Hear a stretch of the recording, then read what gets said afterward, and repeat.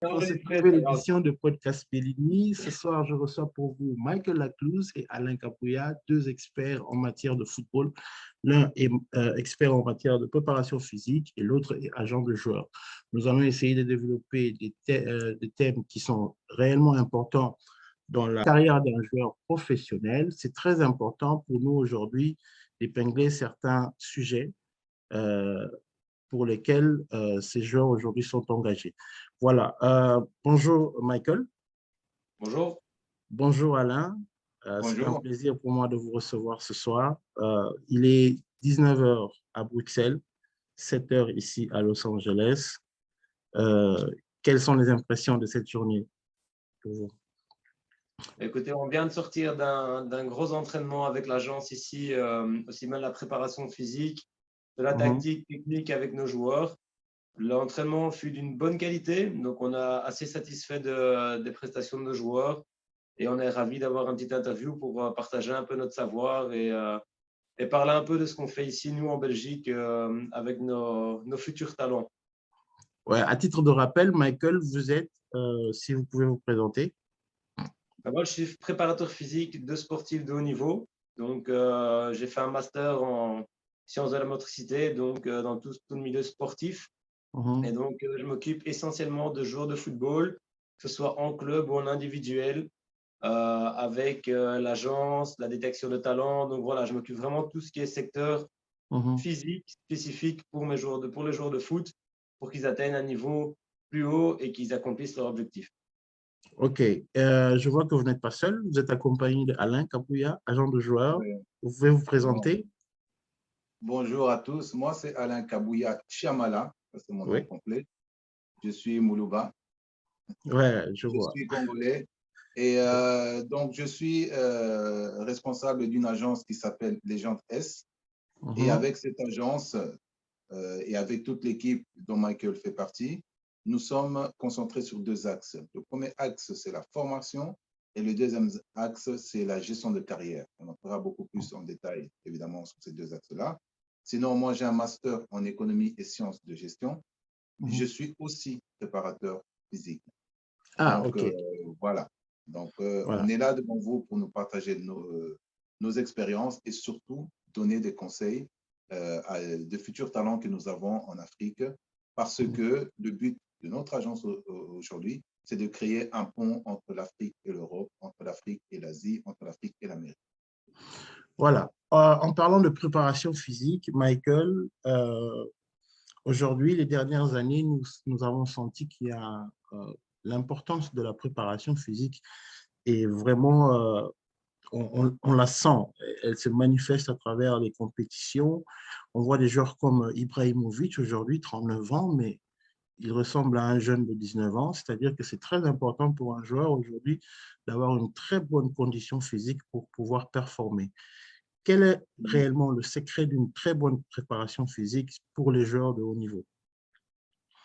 Pour ma part, je dis souvent aux joueurs qu'on peut être très fort techniquement, mais si on ne sait pas être le premier sur le ballon, on n'aura pas l'occasion d'exceller et de montrer notre talent parce qu'on n'aura jamais le ballon au pied. Donc, pour moi, la composante physique est primordiale pour un joueur de foot, sans quoi on ne sait pas exceller et performer. Et un joueur de foot actuel, il a une charge de travail, une charge d'entraînement, de compétition, soit avec la Champions League, avec les championnats nationaux, championnats internationaux, l'équipe nationale, ils ont une charge de travail énorme que le corps doit subir. Donc, ces joueurs doivent être des athlètes. Donc, ils doivent être athlétiques le plus possible. Et les joueurs d'aujourd'hui ont une musculature qui est impressionnante. Ils ont des capacités de VMA, donc au niveau de l'oxygénation du corps et des muscles, qui est impressionnante également. Pour les blessures, c'est très important d'être prêt physiquement. Donc, si on veut garder, on va dire, les performances optimales le plus longtemps possible, il faut être prêt, il faut travailler, et ça fait partie de notre travail de préparateur physique de faire ça pour le joueur. Donc, c'est très, très important. C'est même primordial, je veux dire, dans le football actuel. Mais on entend souvent dire qu'une préparation, des fois, une préparation physique a été trop lourde pour les joueurs et ça a causé des blessures. Qu'est-ce que vous entendez par ça? Oui, effectivement, pour répondre à ça, c'est pour ça que la préparation physique ou un préparateur physique, c'est un métier à part entière. Tout le monde ne peut pas être médecin et tout le monde ne peut pas se soigner. Et on constate le fait qu'il y a un engouement dans le football de préparateurs physiques. Il y a beaucoup de charlatans et des farceurs qui veulent se positionner sur ces secteurs-là pour essayer juste un peu de gagner de l'argent sans avoir une connaissance, une expertise. Nous, nos joueurs, on connaît, parce qu'on fait des tests physiques régulièrement, on connaît leur profil, on connaît leurs avantages, les capacités, les défauts.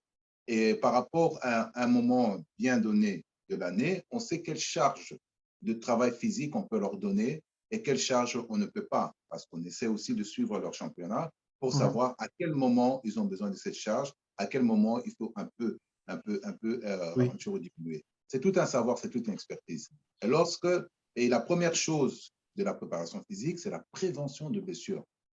C'est la prévention. Donc, s'il faut donner une préparation physique pour que le joueur se blesse une semaine après, c'est que soit on l'a trop chargé pour qu'il aille se blesser. Donc, c'est toute une expertise qu'il faut avoir. Et malheureusement, il y a beaucoup de charlatans qui sont là, qui essaient de se positionner. Et malheureusement, on arrive à ces conclusions où on dit, voilà, trop de préparation physique, ça nuit aux joueurs. Non. Dans le contexte, oui. Si aujourd'hui on doit ramener cela dans le contexte africain, aujourd'hui, si vous recevez un joueur en provenance d'Afrique, quels sont les tests que vous faites pour savoir si ce joueur est à niveau? On a eu l'occasion d'ailleurs de venir au Congo, à Lubumbashi. Je pense que Michael vous a fait parvenir les vidéos. Vous aurez l'occasion de visionner. On a eu l'occasion de partir à Lubumbashi. On a passé plus de 10 jours à Lubumbashi où on entraînait des jeunes, des minimes jusqu'aux seniors, où on a pu tester leurs capacités, leur niveau, évaluer leurs qualités et leurs défauts. En fait, ce qu'on appelle préparation physique, je pense qu'il faut d'abord définir c'est quoi la préparation physique. Parce que beaucoup des gens pensent que laisser courir un enfant pendant 3 km, une demi-heure, voilà, il a fait la préparation. C'est ça qu'on faisait en Afrique, en fait. Et souvent, en Afrique, on te dit, vas-y, monte sur cette montagne qui est à 5 km, tu montes, tu descends, tu as fait la préparation physique. La préparation physique engendre de la coordination, de la souplesse, de l'explosivité, renforcement musculaire, de la réactivité, parce qu'il faut travailler aussi l'intelligence cognitive. Quelque chose qu'on ne pense pas. Parce qu'il y a le terme physique dedans, on pense que c'est juste le corps. Non. C'est juste que le corps, qu'il faut travailler. Il y a les réflexes qu'il faut stimuler, et ainsi de suite. Donc, la définition de ce terme même inclut plusieurs composantes. Par exemple, Michael va être très fort dans un secteur, ou moi, je serai plus fort dans un autre secteur. Tout ce qui est puissance et force, je suis très fort dans ça. Tandis que Michael va être très fort en tout ce qui est cognitif, tout ce qui est réactivité, tout ce qui est coordination. Maximale. C'est un ensemble, en fait. La préparation physique, c'est un ensemble complet de plusieurs composantes, comme on vient de le dire. Donc, on ne peut pas négliger un facteur aux dépens des autres. On doit tout travailler. C'est vraiment dans la complexité, dans la globalité qu'il faut travailler le joueur. Donc, comme on l'a dit, il y a plusieurs filières. Donc, il y a, comme on l'a dit, la puissance, l'endurance, la souplesse, le mental, la cognition. Tout ça sont des choses qu'on doit travailler vraiment toute l'année. Il n'y a pas une période de l'année où on ne doit pas la travailler. Alors, vous parlez tout à l'heure de quel test faire. Alors, pour éviter les blessures, il faut faire des tests physiques. Il faut en faire. Les tests physiques qui sont facilement applicables sur le terrain. On en a fait il n'y a pas longtemps avec l'agence. C'est le test VMA. Il va nous renseigner sur la capacité aérobie du joueur, donc plutôt pour l'endurance, pour calculer comment booster le cœur. C'est vraiment cette particularité-là qu'on va travailler. On a tout ce qui est test de vitesse pure, donc c'est des accélérations sur 5 mètres, 10 mètres, 15 mètres, 20 mètres, 30 mètres. Aller au-delà de 30 mètres pour un joueur de foot ne sert pas à grand-chose. Parce que c'est très rare qu'un joueur court plus de 30 mètres sans ballon. C'est très rare. Donc, il faut rester spécifique au sport. On a le test de l'Illinois, également avec les changements de direction. Là, on va tester l'agilité du joueur. Le double 8, qui est un test en conduite de balle où on fait un double 8 par exemple, pour rentrer dans les détails, on va vérifier un peu les habiletés gestuelles du joueur. Et voilà, et tous ces exemples, vous les avez dans les images, c'est ça? Oui, dans les images. Voilà, ça on a tout en imagé. Il y a des très bonnes applications qui sont, voilà, on parle aussi du football africain. On n'est pas tous préparateurs physiques, on n'a pas tous cette formation-là et cette chance d'être universitaires comme nous. Mais tout ça, il y a des applications également pour ça. Il y a des applications qui sont bien faites pour calculer la détente verticale du joueur, la détente horizontale du joueur. Ça, c'est des choses où il faut utiliser, il faut être avec son temps, en fait. Donc, on doit utiliser ces outils-là en tant que préparateur pour être encore meilleur. Et quelle a été votre expérience en Afrique? Vous avez dit que vous étiez à Lubumbashi. Je sais qu'à Lubumbashi, il y a le tout-puissant Mazembe qui est sur place. Avez-vous eu le contact avec le tout-puissant Mazembe pour proposer vos services, par exemple? En fait, dans le cadre des services que nous proposons avec l'agence, donc l'axe international, c'est le fait d'avoir des collaborations, des signés de partenariat avec des clubs ou des académies africaines. Et à Lubumbashi, c'était dans le cadre d'un partenariat qu'on signait avec un club qui s'appelle l'Étoile jaune de Lubumbashi. Et dans ce partenariat est inclus évidemment la formation qu'on peut donner à leurs joueurs, et aussi le transfert des technologies qu'on peut amener afin de leur permettre d'être mis à jour par rapport à l'évolution, évidemment, du football international. Ça fait partie de nos partenariats. D'ailleurs, on sera bientôt à Kinshasa au mois d'avril. On est en train de préparer un voyage pour Kinshasa pour être près des talents, pour détecter de nouveaux talents, pour donner la formation et mettre à niveau par rapport aux spécificités du football européen. Qu'est-ce que le football européen attend d'un joueur? Et donc, l'expérience que nous avons eue à Lubumbashi, on sait évidemment, ça, Dieu merci, de manière naturelle, les Africains sont très athlétiques. Ça, c'est une réalité. Cela ne suffit pas. Et donc, on s'est rendu compte qu'il y avait beaucoup de problèmes de coordination. En fait, la coordination… Quand tu parles de coordination, c'est quoi la coordination? Coordonner son corps, la coordination, c'est comment coordonner la gauche avec la droite et la droite avec la gauche. C'est-à-dire qu'il court, mais c'est pas synchronisé, c'est pas coordonné. Il court de manière efficace. Il court alors qu'avec la technique de course, ils iraient beaucoup plus vite. Même s'ils courent déjà vite, ils peuvent courir encore très, très vite si on les explique comment courir, comment coordonner le corps, les bras et les jambes. C'est tout un exercice, en fait. C'est toute une science, en fait. On s'est rendu compte que… C'est une science. Le corps humain est une science. Et nous, on doit étudier et travailler cette science on va dire, au profit des joueurs. On doit l'utiliser. Donc, si on sait que, comme un coureur, la position droite est plus efficace en course après autant de mètres, on doit lui apprendre à redresser son corps après un certain temps. S'ils ne l'ont pas appris, ils vont peut-être courir vite, mais pas à leur capacité maximale. Et ça, c'est notre rôle, de trouver le maximum du joueur et de le pousser son potentiel. Est-ce que ça peut provoquer des blessures, une mauvaise posture dans la course? Évidemment. Oui, parce que la coordination aide le joueur déjà dans ce dribble à être beaucoup plus rapide, aide le joueur en termes de rotation, de pouvoir roter soit du bon côté, soit avec la bonne jambe, soit avec le bon bras. Donc, il y a tout un travail de motricité qui fait que le corps humain est comme un moteur. Quand tout se coordonne, ça roule très bien et ça peut rouler très vite. Mais quand il n'y a plus de coordination, le moteur, à un certain moment, peut exploser. On ne peut Donc, pas parler… qu'on a fait lorsqu'on était à Lubumbashi, c'était le côté motricité. Malgré que athlétiquement, ils avaient des corps incroyables. Motricité.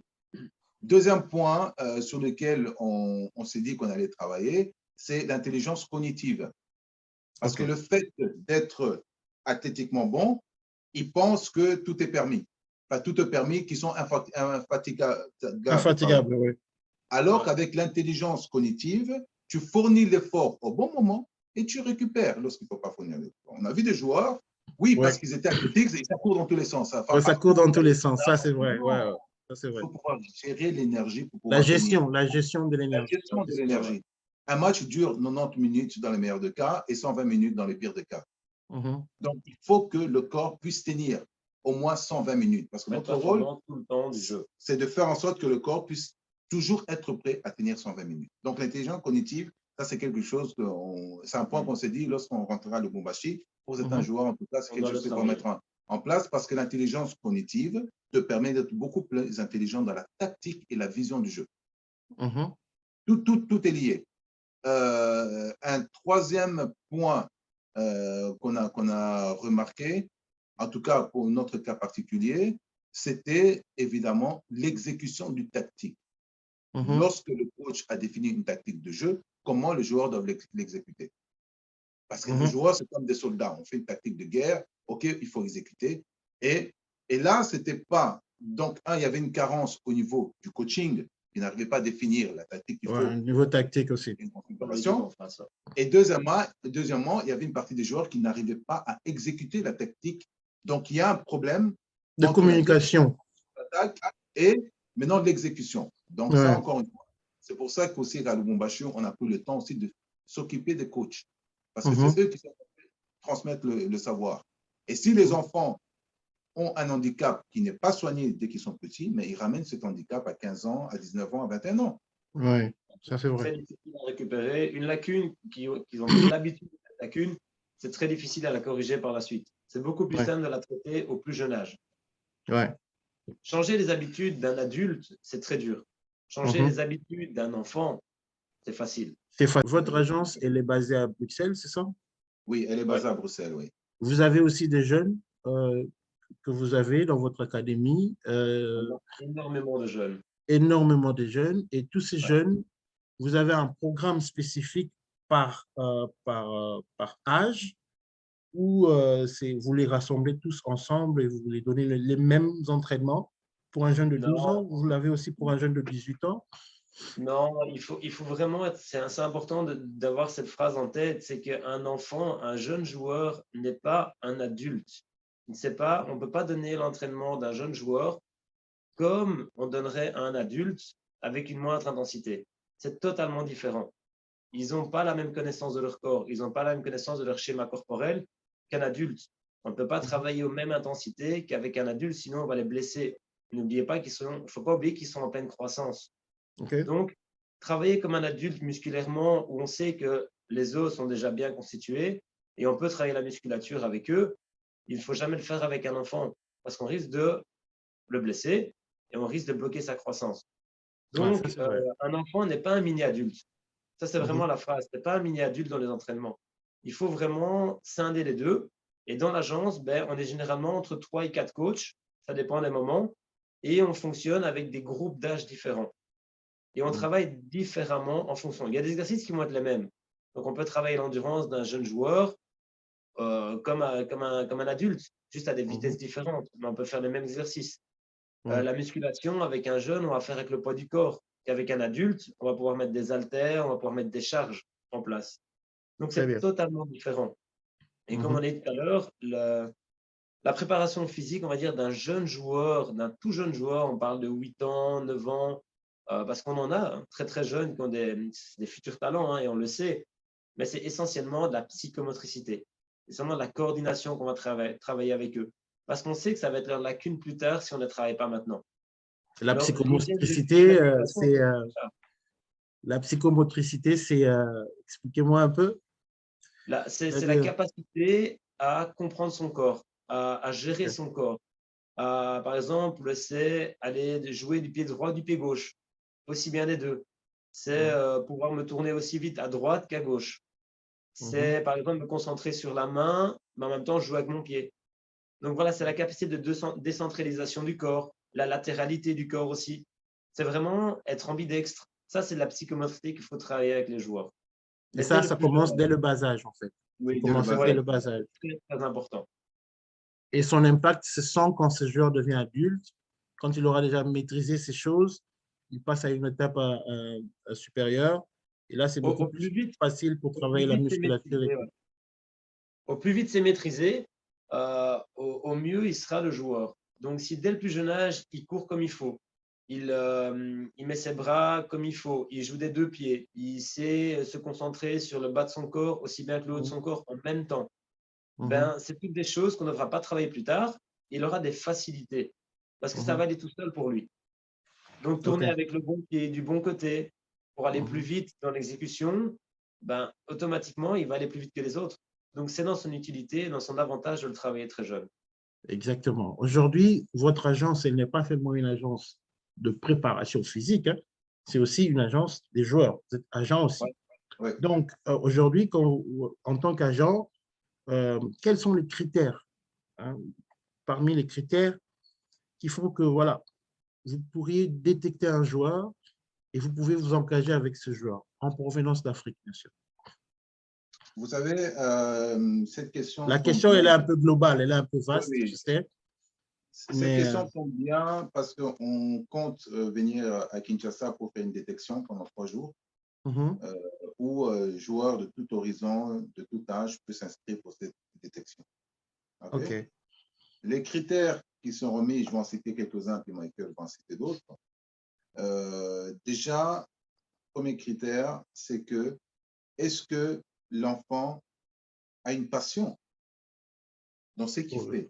Ouais. Ou il veut jouer au foot parce qu'il y a beaucoup d'argent, jouer au foot, ou parce que tonton ou papa lui a dit qu'il devait jouer au foot.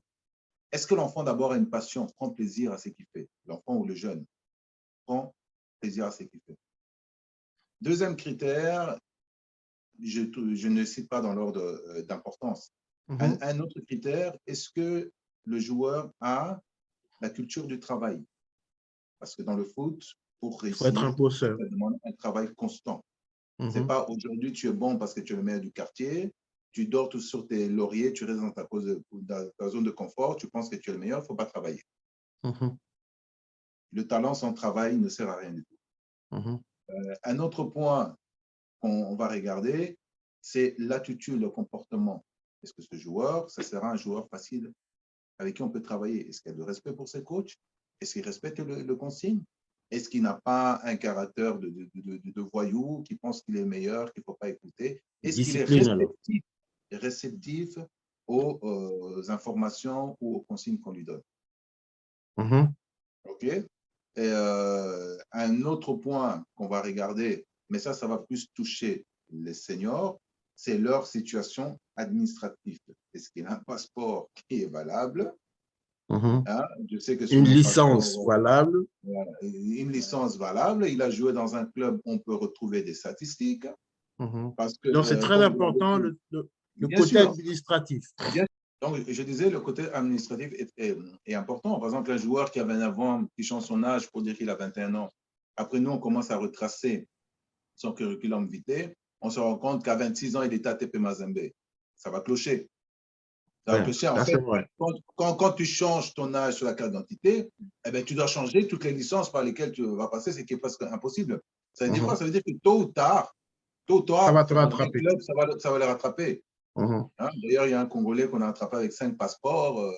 Tu vois, tôt ou tard, ça va rattraper. Donc, ces aspects-là, on regarde aussi parce qu'on s'expose aussi. Dans ce genre de situation, si jamais ça arrive, on va dire que nous, on était dans la même magouille que les joueurs. Donc, l'aspect administratif est important. Deuxièmement, les joueurs peuvent être invités à venir faire des tests. Et ça, c'est au cas par cas. Après les tests, si c'est réussi, vous restez dans le pays, vous allez avoir un contrat pro.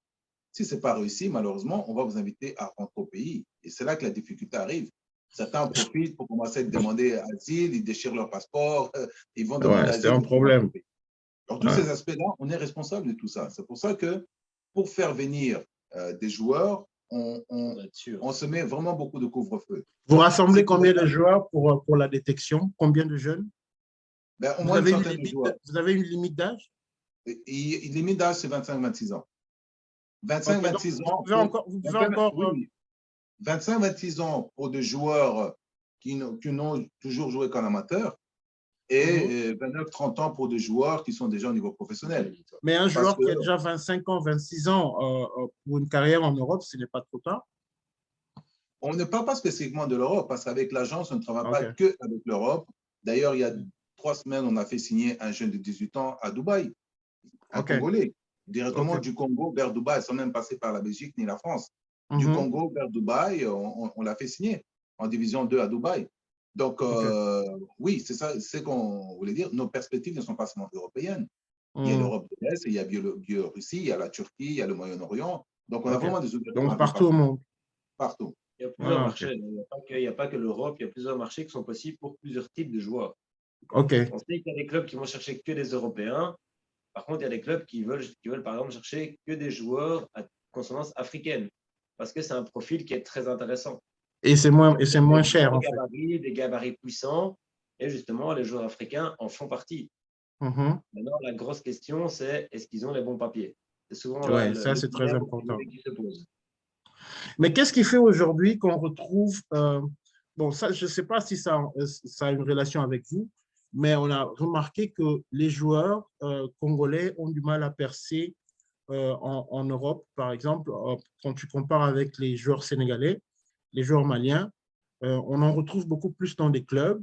Et c'est un problème de comportement, c'est un problème administratif ou c'est un problème de compétence ou de talent?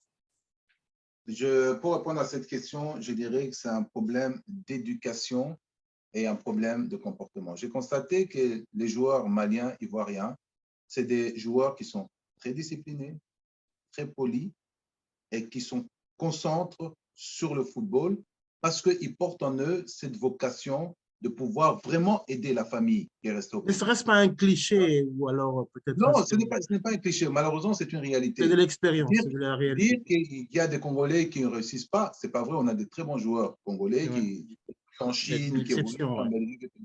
Mais si on doit parler de manière générale, je constate que, vous savez, la Belgique, surtout la Belgique et le Congo, on a une histoire. On a une histoire.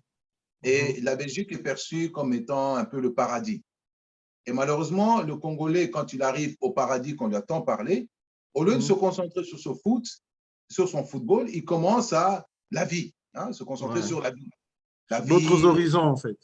D'autres horizons. Il découvre des secteurs qu'il ne connaissait pas, il découvre… Donc, il est plus… Et il se perd, en fait. Il se perd, en fait. Il se perd dans le luxe. Le luxe le perd, fait qu'il s'oriente de son objectif. Est-ce que pour autant, il est moindre que l'Ivoirien ou le Guinéen? Non. C'est juste qu'en termes de comportement, peut-être d'éducation, peut-être au Congo, n'avait pas eu beaucoup de moyens. Il arrive ici, il commence à avoir un confort et il est perdu dans ce confort, dans ce luxe. Malheureusement, ça tue énormément de nos joueurs. Donc, c'est un problème de formation à la base, d'apprentissage, en fait, dès le bas âge, à une vie de compétition, peut-être que nous n'avons pas ou que le Congo n'a pas.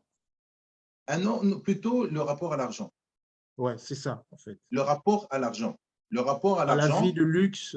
À la vie de luxe, voilà. Essayez de faire la part des choses. Parce que ici, bon, souvent les clubs prennent en charge votre logement. Vous avez un chauffeur qui vient vous chercher pour vous avez, on vous donne une voiture. Vous sortez du stade, il y a 20 femmes qui vous attendent là-bas, des fans et tout ça. Donc, ça le perd. C'est une vie que vous n'avez pas connue et que, voilà. Ça vous tombe pas préparé. Et vous n'êtes pas préparé. Et aussi, pourquoi on arrive à perdre des joueurs comme ça? C'est aussi, c'est un certain moment. Moi, j'ai dit toujours, et c'est un conseil que je donne toujours à nos joueurs, à partir de 15-16 ans, vous devez avoir un manager. Vous devez avoir un manager parce que c'est celui qui va vous encadrer, c'est celui qui va vous remettre sur le droit chemin lorsqu'il voit que vous écartez un peu. Parce que malheureusement, et je généralise encore une fois, lorsque l'enfant commence à toucher de l'argent, les parents ne se concentrent que sur l'argent. Ils ne se posent pas la question de l'équilibre émotionnel de l'enfant. Ils ne se posent pas la question de savoir si l'enfant est bien dans sa peau, comment l'enfant gère le stress, comment il gère cette nouvelle vie qui est autour de lui. Ils ne se posent pas la question. Donc, vous, en tant qu'agent, en fait, vous devez prendre en compte tous ces éléments. Et c'est-à-dire, votre agent s'occupe aussi de ça, le travail extra-sportif du joueur. La spécificité avec notre agent, c'est que vraiment, on s'implique comme des parents, comme des frères, comme des tontons. Ça veut dire que même sur le plan du coaching mental, on s'occupe de ça. C'est pas juste une agence qui va, entre guillemets, vendre prendre un joueur et le vendre, qui prend un joueur sur le marché et qui dit « Ah, tiens, je vais te placer à tel endroit ». Nous, c'est différent. C'est déjà, on les a très jeunes, beaucoup. Donc, on est leur référent. On communique avec leurs parents, on s'occupe d'eux, on gère également le planning scolaire avec certains joueurs qui sont encore à l'école, on gère leur planning. Et pour compléter ça, pour moi, un agent et un bon manager, ce n'est pas quelqu'un qui le place tout simplement. C'est quelqu'un qui est son référent, son frère, son tonton, qui est son ami par moment et qui est là pour le guider dans les bons choix. Parce que quand on passe, comme on dit, d'une vie où on n'a rien à une vie de luxe, il y a en effet la famille qui voit que l'argent, qui ne voit pas peut-être des fois la détresse du joueur. Il y a l'entourage qui arrive également, un entourage de profiteurs qui vont être là juste parce qu'il a réussi dans la vie. Et l'agent, le manager doit être là pour lui dire, fais attention, ça c'est peut-être une mauvaise connaissance pour toi. Mets un peu un frein à cette amitié peut-être parce qu'on voit que ça devient néfaste. Ou fais attention, ici, te plaît de placer ton argent, ce n'est pas dans les bonnes choses. Ou là, tu vas signer un contrat, fais attention au paragraphe du contrat parce que c'est en ta défaveur. En fait, je pense que l'avantage de notre agence ici, voilà, qu'on fait en Belgique et l'encadrement qu'on a, c'est oui, il y a le côté agent de joueur avec Alain qui est à côté de moi. Il y a également le côté préparation physique où on les prépare sportivement à être des athlètes. Il y a la préparation mentale aussi pour qu'ils soient prêts au test et à passer des paliers au niveau sportif. Il y a le côté plutôt entourage familial et rassurer la famille, donc on fait également avec eux. Il y a le côté scolaire où on s'en occupe, donc c'est un encadrement complet du joueur. Où on veut faire partie de son évolution et de l'encadrement qu'il a au quotidien. Et on veut un peu les clichés de ce manager. Hein, manager, agent, ça a toujours une connotation négative. Négative, manipulateur.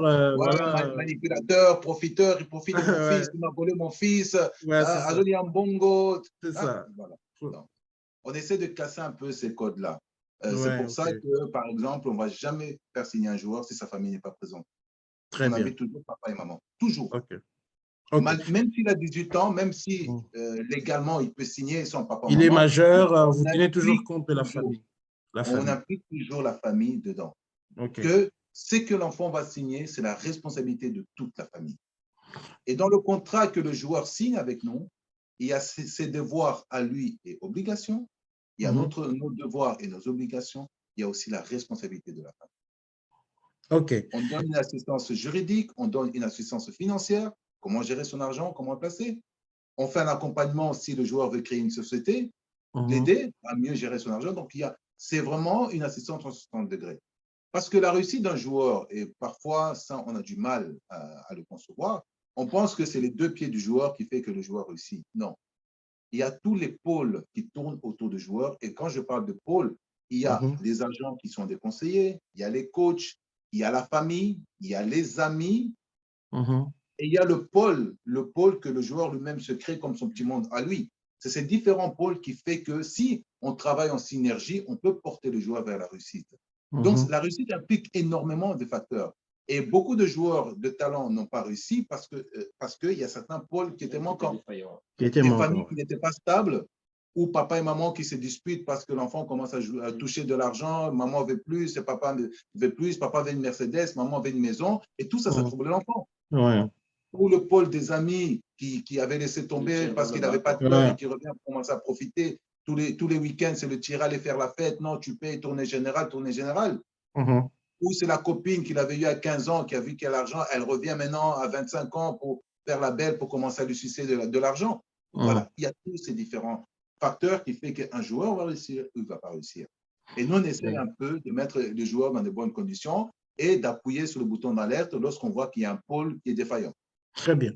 Michael, on va essayer de chuter, on va essayer de terminer l'émission. Michael, si vous avez un conseil à donner en tant que préparateur physique, en termes d'hygiène de vie pour le joueur africain, pour le joueur congolais spécialement, qu'est-ce que vous diriez? Moi, je dirais, et comme on dit à tous nos joueurs, c'est d'être prêt à tout moment. Donc, le joueur de foot d'aujourd'hui doit être prêt tout le temps être au maximum et être prêt de manière optimale. Parce que et surtout les joueurs africains, l'opportunité de réussir peut arriver à tout moment. Donc, on peut vous appeler demain et vous dire, demain, j'ai quelque chose pour toi. Tu as un test. Tu dois être prêt. Tu dois montrer que tu es là, que tu es présent et montrer que tu as de la qualité. Être prêt tout le temps. Alors, être prêt tout le temps, pour moi, c'est avoir une excellente hygiène de vie. Donc, ça veut dire qu'il faut bien dormir, bien manger, pas boire d'alcool, ni quoi que ce soit, ni tomber Mais dans ça, les c'est dérives. vraiment, l'alcool, c'est un ennemi? C'est un ennemi de 1 pour le corps et c'est un ennemi de 2 pour l'entourage. Parce qu'on sait très bien que Excusez-moi, quand il y a de l'alcool, il y a des soirées. Et le sexe? Et le sexe, bon, ça ne peut pas faire de mal de temps en temps non plus. Hein. Oui, mais Mais être exagéré contrôlé dans la modération. pour un jeune âge, pour le jeune âge, ça pourrait avoir des conséquences. Les conséquences, c'est les vies de soirée qui vont avec ça. C'est les Oui. dérives qui vont avec tout ça généralement. Ça, ce sont les conséquences. Avoir une petite copine ou avoir Ça ne un dérange pas. amour ou quoi que ce soit, ce n'est pas ça le problème. C'est les dérives de toutes ces soirées, les dérives de ces filles qui Les vont vies profiter. nocturnes, en fait. Voilà, c'est ça. C'est la vie nocturne qui pose problème. Ce n'est pas le fait d'avoir une femme ou… au contraire, une femme peut être aussi bien pour le joueur parce qu'elle peut le soutenir dans ses projets. Et quand elle le soutient dans les projets, c'est bénéfique pour le joueur également. Donc, c'est plutôt, oui, la vie nocturne. La vie nocturne avec l'alcool, le sexe, la drogue et tout le reste. Ça, il faut éviter. C'est bien sûr ça qu'il faut visiter. Il faut vraiment une hygiène de vie parfaite. Parce qu'avec tout ça, il y a de nombreux joueurs qui sont perdus à cause de ça. Il y avait énormément de potentiel et de talent, mais à cause de cette vie nocturne, cette envie de faire la fête, qui n'ont pas persévéré dans le temps. Et si on voit Zlatan maintenant, Ronaldo maintenant, Lewandowski et tout le reste, c'est parce qu'ils ont une hygiène de vie parfaite et exemplaire. C'est pour ça qu'ils sont encore là au jour d'aujourd'hui, athlétiques comme ils sont. C'est pour ça qu'ils sont, entre guillemets, des surhumains. Nadal dans le tennis, c'est la même chose. C'est pour ça qu'il est différent des autres, parce qu'il a une hygiène de vie excellente. Et ça, c'est vraiment quelque chose qu'il faut vraiment faire comprendre à tous les jeunes joueurs, soit africains ou autres. Il faut leur faire comprendre que c'est primordial dans le sport pour pouvoir percer et faire de son sport son travail et de son sport toute sa vie. Ça, c'est très important.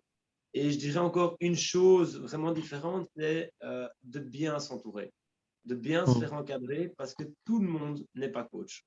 Tout le monde n'est pas préparateur physique. Il y a un minimum de connaissances à avoir, un minimum de formation. Il y a beaucoup de dérives en ce moment où tout le monde se dit « Ah, je vais être ton coach, je vais être ton préparateur ». Mais il ne faut pas faire n'importe quoi avec les joueurs. C'est important. Il y a une planification sur la saison. Il y a une programmation pour le mettre en forme à tel ou tel moment de l'année. Ça, c'est important. On passe par une préparation physique générale au début de l'année, puis une spécifique avant le championnat, puis une préparation de compétition durant le championnat. Mais pour ça, il faut être formé. Et tout le monde n'est pas préparateur physique. Il faut bien vérifier ce que le coach dit et d'où il vient ce coach. Et ça, c'est récurrent parce que beaucoup de coachs donnent beaucoup de conseils, mais des faux conseils, des très mauvais conseils. Et voilà, allez voir les spécialistes. Il y a des spécialistes, c'est leur boulot, ils ont appris ça, ils ont étudié pendant 5, 6, 7 ans, ils ont fait 15 formations, ce sont ces gens-là qu'il faut aller voir. Mais pas Pierre, Paul et Jacques. Merci. Avant de chuter avec Alain, Michael, une dernière question. Quand vous parlez de planification, un joueur qui a un test à venir, par exemple en Europe, comment doit-il préparer son corps physiquement? Quels sont les exercices spécifiques qu'il peut faire lui-même en tant qu'individuel, voilà. Et comment doit-il se préparer mentalement? Parce que le physique ne peut pas se détacher du mental, ils vont de pair. Donc, quels sont les exercices qu'il doit faire s'il est seul, par exemple, avant qu'il puisse aller faire un test à l'étranger? Selon moi, la première chose, c'est d'avoir toutes les capacités de base qui sont remplies. Le niveau physique, c'est comme une pyramide. Si on n'a pas la base, qui est l'endurance, la pyramide va s'effondrer. Donc, d'abord l'endurance. Il faut d'abord, il y a de l'endurance. Ensuite, il faut aller travailler avec de la puissance. Et puis, on va aller chercher la vitesse. Et après, on va aller chercher tous les petits facteurs en plus pour faire un joueur excellent et un joueur d'élite. Et là, on arrive au sommet de la pyramide. Ça, c'est vraiment, il faut que toutes les composantes du joueur de foot soient remplies. Donc, on résume endurance, puissance, vitesse Et après, toutes les habilités, la vitesse de réaction, la cognition, ça sont la vitesse d'exécution, sont tous des petits détails qu'on peut travailler avec ça.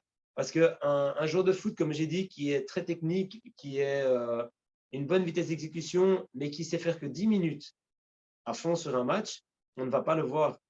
Il ne va pas arriver à l'élite parce qu'on va le voir que pendant 10 minutes. Donc, ça ne sert à rien. Donc, s'il n'est pas endurant, ça ne sert à rien.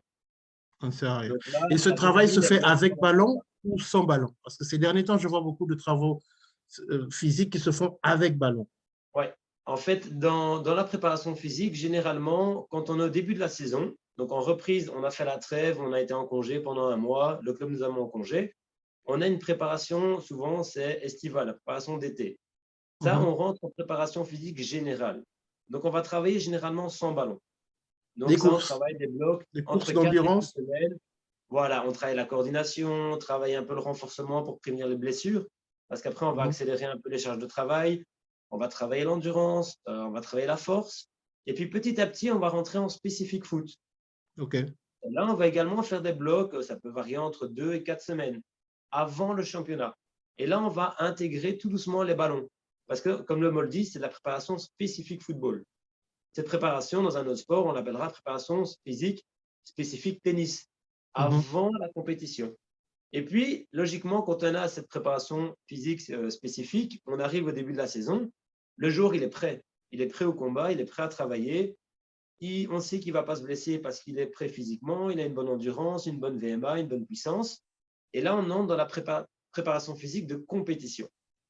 Et là, c'est gérer la fatigue du joueur, avant tout. Éviter qu'il se blesse parce qu'on sait qu'il est prêt, il a ses performances, elles sont bonnes, physiques, ses tests physiques sont bons, le championnat, il est là.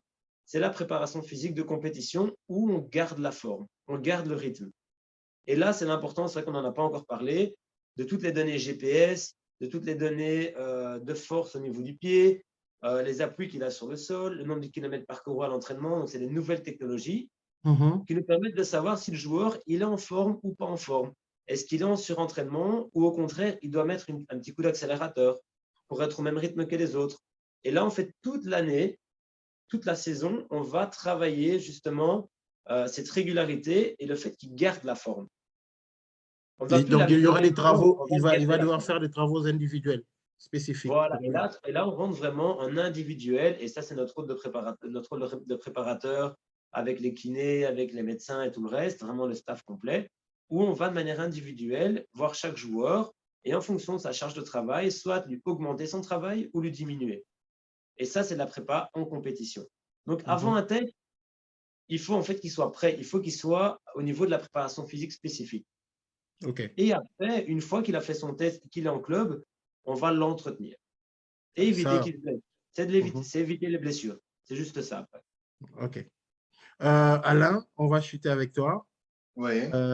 Tout d'abord, je sais que ça, c'est le meilleur endroit.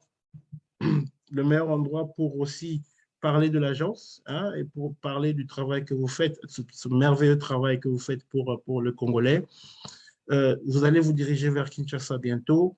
Est-ce que vous avez une date? Vous avez une adresse? Où est-ce qu'ils peuvent vous retrouver? Il y a plein de jeunes qui veulent avoir une carrière, qui veulent avoir une chance. Si c'est le meilleur endroit pour toi pour communiquer, vas-y et dis tout quoi. Bien sûr, là, on est en train de préparer, donc on est en train de voir les disponibilités des terrains.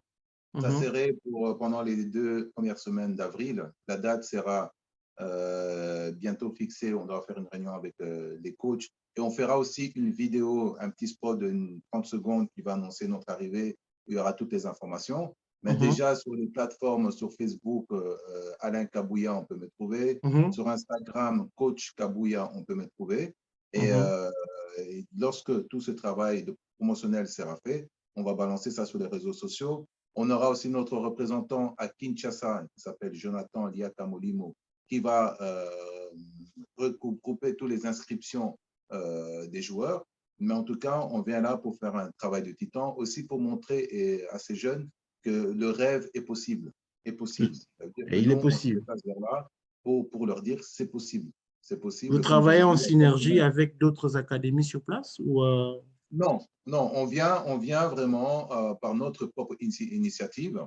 Il n'y a aucune personne qui nous invite. C'est une initiative que nous-mêmes que nous avons mis en place pour nous rapprocher du talent. On va vers le talent parce qu'on a vu la difficulté de tous ces jeunes, évidemment, de traverser les frontières. Nous, on va vers eux pour leur dire que c'est possible. C'est possible. Il y aura, comment dirais-je, si vous recevez par exemple 100 joueurs, vous prenez combien? Sur les 100 joueurs, on va prendre un dixième, 10 joueurs.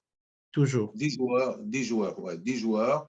On va en garder 20 en mémoire qui ont vraiment le potentiel. Parce que, et vous reviendrez après. On va pas non plus vendre du rêve pour prendre du rêve. On prend 10 joueurs, dont une partie va partir en Asie, une partie au Moyen-Orient et peut-être 2 ou 3 joueurs ici en Europe. Parce qu'on a notre réseau de clubs. Le Moyen-Orient, ça paye bien?